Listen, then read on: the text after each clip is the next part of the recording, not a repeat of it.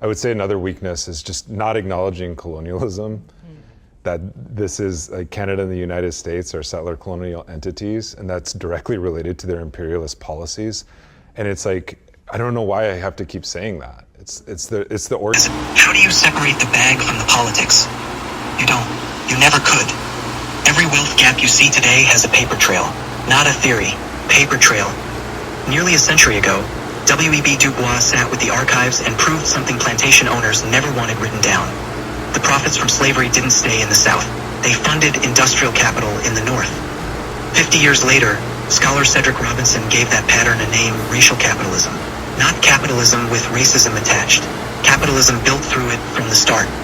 By 1938, European powers controlled roughly 85% of the Earth's land surface. That wasn't expansion for its own sake, it was infrastructure. Colonial law was written specifically to move African and Asian labor and resources toward European industry, and to make dependency permanent. Now, I'm being fair. Now, some of the headline dollar figures attached to this era, the trillions you've probably seen floating around, those are legitimately disputed by economists, and a rigorous case doesn't need to lean on them.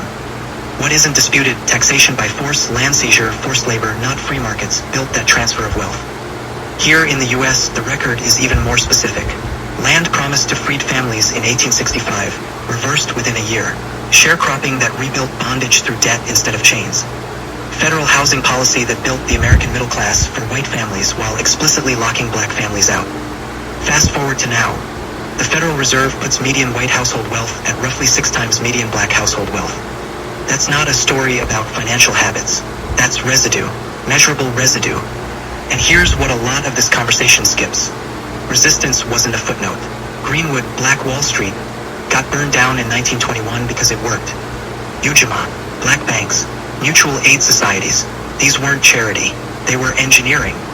Parallel systems, built by people who understood the rules weren't going to change on their own.